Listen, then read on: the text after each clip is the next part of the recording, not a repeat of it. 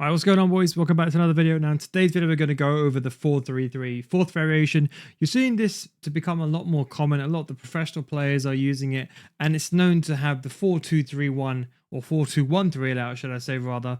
But the only difference is you don't have CDMs. But naturally, as center mids, they become more attacking. I think a lot of casual players who maybe don't, because don't forget, on the pro scene, it's a bit different. They're literally player locking with center mids to bring them forward, to bring them into play.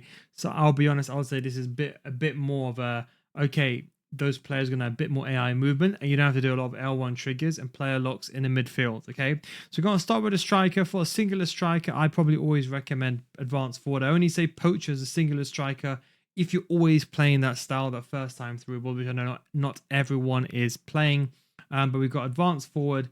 And to be honest, I would not even go towards complete. I understand the logic behind it, but I always want my advanced forward, my striker, to be in the middle. I never want to catch this is why I've always been against kind of a roaming style, because I never want my striker to deviate and kind of go to a wider area. I'd always want the main striker being in the middle. For both the left wing and right wing, is any other better play style? Probably not. Inside forward balance for both. I think the key thing with this formation is ideally looking for players that have at least a plus plus. I think now with the defensive AI, I've been talking about this for some time. The defensive AI on the player, like the defensive awareness, those stats are much higher sprint speed, so players are able to recover easily. So you want the more seamless movement and the best movement you can get. Now, for the cam, I've gone with Shadow Striker. This is the way that I like to play it. It can be perceived to be too attacking. Remember, this cam's going to be on stay forward. When you're out of possession and you lose the ball, they're not going to help you. As it is, you already don't have CDMs. You basically have center mids box to box. They're going to be running up and down the pitch and coming into the attack. So without that cam there, you could argue you're less defensive. But to be honest, you could even experiment with the playmaker. I would say don't put this on roaming though, because although it makes sense, roaming, the thing is that you want that middle player to be in the middle. Otherwise, at that rate, you might just play a 4-4-2 and have two strikers. You can even do a false stand on a 4-4-2. So don't put roaming on. You always want that player to stay in the middle. You never want that space to be empty, because what people think is, oh, it would go into spaces. But what happens is when you're building up, sometimes you want your cam to be behind the striker, and sometimes it's not there. And that's one of the downsides. With center mids, you can kind of get away with it. But one thing I'd actually suggest is actually using build up. So build up, think of this like it's kind of like in between. And one of the things is, if you get caught on the turnover, at least with the build up, with the attacking stance, it's not going to be as a shadow striker too far forward. It comes back a little bit more as well. And it can help you connect in the midfield as well. So that's just something just to bear in mind, because your center mids naturally sit higher compared to CDMs. With CDMs, they sit deeper. And remember, think about this. Do you know when you go down the wing, let's say you go into the final third, you know when you swing the ball backwards and normally your CDMs are a bit too far away? The center mids sit higher. But the benefit of Ranieri being in that build-up role, he's just going to help you in the initial phases of the build-up play. If you've got, for example, a ping pass, I think it can work very well. Otherwise, I'll be honest, a shadow strike is more than fine. Leaving that play on stay forward, you're going to be able to defend. You need to know how to defend. Don't forget, this is going to be an attacking start. This is not a formation that's defensive. You can't really start the game with this formation unless you're up against a weaker player. That's the notable thing. So if you're like a rank 3 player in a weekend league, rank 4, maybe in the first few games you can start this formation. But once you get someone on the same level as you, got to consider at least a 4-2-1-3. But I think at this stage of the game, for example, like this card over here, oops, that's the wrong one. I was trying to show you, go to the camera. There we go. You can see, look, I've got cards. I'm doing a Scissorman, Szymanski, the evolution, become mortal potentially. So I'm just doing his card. But I've got a card that can play both CDM, sentiment. In fact, this guy can play all three positions as well. So that's just something just to bear in mind. One other thing I wanted to say, which is very, very important, is the player choices. Try to get box to box plus plus. He will eventually get it when I evolve him, because these players are going to be going forward and they're going to be attacking. I wouldn't recommend going playmaker. I think this is probably going to attacking territory. But if you really wanted to be a bit more conservative, you could put one of these players on holding defend. But what I would say is the side where you naturally attack down the most, put this on the opposite side, because the benefit of the box to box is that player is naturally, so let's say you normally attack down the right hand side, or even if you had the fullback committing, then that player is naturally going to go in between those half spaces, and that is why you want a plus plus. Good attacking awareness, attack positioning, or attack awareness, however you want to call it, so they can get into those positions, and also at least a plus plus both for the work rates. So if you were attacking down the right hand side, you'd probably want to do something like this, flip them around, and then put this player on holding. But I would say for most of you guys now, I'm pretty sure you know how to defend now. So I think both of you can use box to box. That's it, pretty much good to go.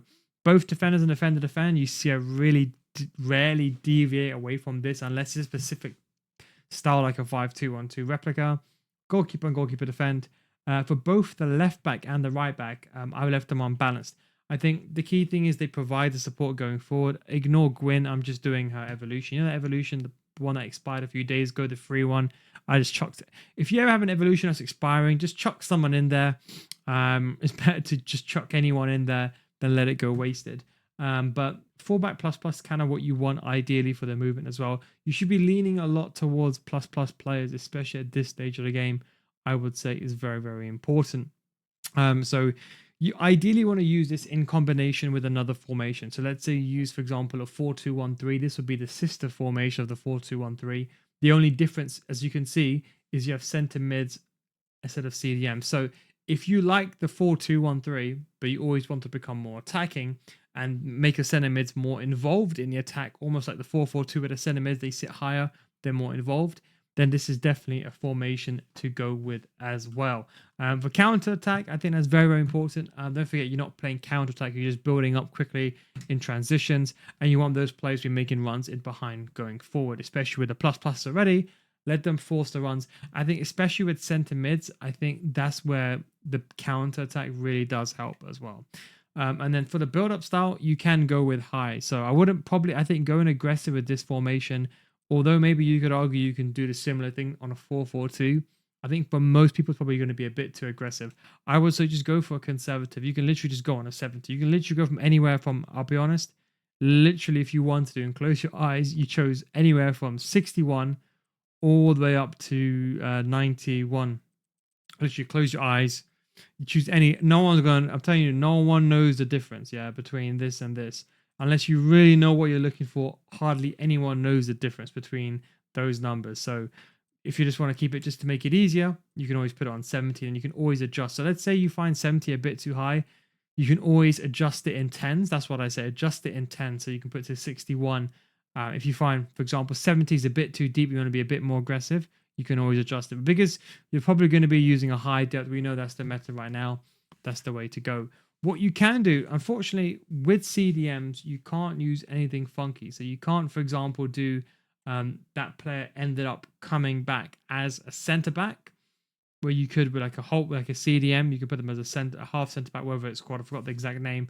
But what you could do, if you wanted to make this a bit more attacking, is you could put both these players on wing backs. Now, wing backs, I think, are probably the best choice for positional play, without being too aggressive and having them available to pass the ball to on the wings, not too far with a right back, and able to go forward. What a lot of top tier players can do is, and what you might see me doing is, I use fullback defend, because if I ever need to push these players forward, I can just push them forward myself. I can use an L1 trick, I can push that player going forward, or I could use a player lock.